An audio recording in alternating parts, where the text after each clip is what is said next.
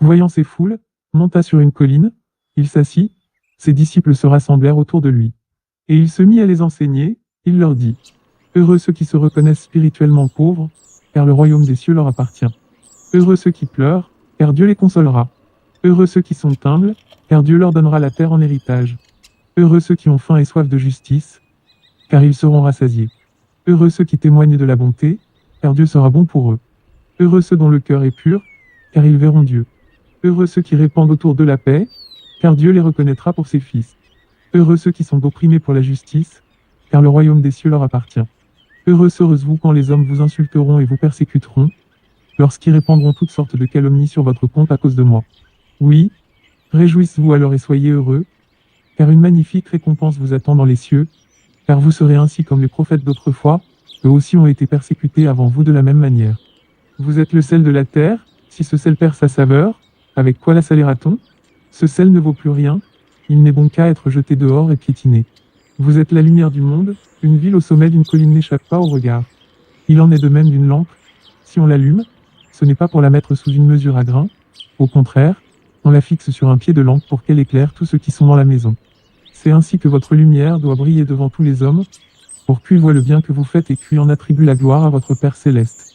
Ne vous imaginez pas que je sois venu pour abolir ce qui est écrit dans la loi ou les prophètes, je ne suis pas venu pour abolir, mais pour accomplir. Oui, vraiment, je vous l'assure, tant que le ciel et la terre resteront en place, ni la plus petite lettre de la loi, ni même un point sur un i ne sera supprimé jusqu'à ce que tout se réalise. Par conséquent, si quelqu'un n'obéit pas à un seul de ces commandements, même s'il s'agit du moindre d'entre eux, et s'il apprend aux autres à faire de même, il sera lui-même considéré comme le moindre dans le royaume des cieux. Au contraire, celui qui obéira à ces commandements et qui les enseignera aux autres, sera considéré comme grand dans le royaume des cieux. Je vous le dis, si vous n'obéissez pas à la loi mieux que les spécialistes de la loi et les pharisiens, vous n'entrerez pas dans le royaume des cieux. Vous avez appris qui a été dit à nos ancêtres: Tu ne commettras pas de meurtre. Si quelqu'un a commis un meurtre, il en répondra devant le tribunal. Eh bien, moi, je vous dis, celui qui se met en colère contre son frère sera traduit en justice, celui qui lui dit imbécile passera devant le tribunal, et celui qui le traite de fou est bon pour le feu de l'enfer. Si donc, au moment de présenter ton offrande devant l'autel, tu te souviens que ton frère a quelque chose contre toi, laisse là ton offrande devant l'autel, et va d'abord te réconcilier avec ton frère, puis tu reviendras présenter ton offrande. Si quelqu'un porte des accusations contre toi, dépêche-toi de t'entendre avec ton adversaire pendant que tu es encore en chemin avec lui. Sinon, ton adversaire remettra l'affaire entre les mains du juge, qui fera appel aux huissiers de justice, et tu seras mis en prison. Et là vraiment, je te l'assure, tu ne sortiras pas avant d'avoir remboursé jusqu'au dernier centime. Vous avez appris qui a été dit, tu ne commettras pas d'adultère. Eh bien, moi je vous dis, si quelqu'un jette sur une femme un regard chargé de désir, il a déjà commis l'adultère avec elle dans son cœur. Par conséquent, si ton œil droit te fait tomber dans le péché, arrache-le et jette-le au loin, car il vaut mieux pour toi perdre un de tes organes que de voir ton corps entier précipité en enfer. Si ta main droite te fait tomber dans le péché, coupe-la et jette-la au loin, il vaut mieux pour toi perdre un de tes membres que de voir tout ton corps jeté en enfer. Il a aussi été dit, si quelqu'un divorce d'avec sa femme, il doit le lui signifier par une déclaration écrite.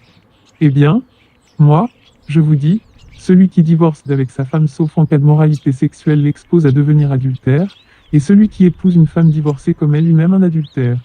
Vous avez encore appris qui a été dit à nos ancêtres: Tu ne rompras pas ton serment, ce que tu as promis avec serment devant le Seigneur, tu l'accompliras. Eh bien, moi je vous dis de ne pas faire de serment du tout, ne dites pas: Je le jure par le ciel, car le ciel, c'est le trône de Dieu.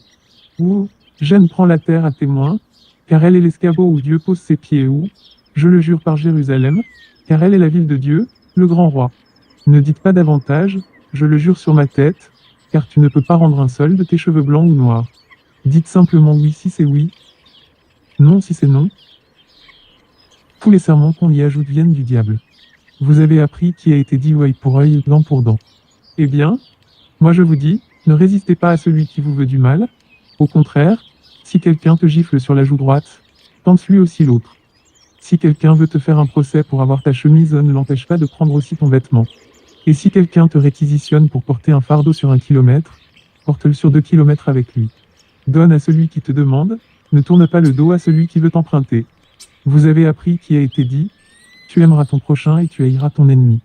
Eh bien, Moi je vous dis aimez vos ennemis et priez pour ceux qui vous persécutent. Ainsi vous vous comporterez vraiment comme des enfants de votre Père céleste, car lui, il fait luire son soleil sur les méchants aussi bien que sur les bons, et il accorde sa pluie à ceux qui sont justes comme aux injustes. Si vous aimez seulement ceux qui vous aiment, allez-vous prétendre à une récompense pour cela? Les collecteurs d'impôts eux-mêmes n'en font-ils pas autant? Si vous ne saluez que vos frères, que faites-vous d'extraordinaire? Les païens n'agissent-ils pas de même? Votre Père céleste est parfait, soyez donc parfaits comme lui.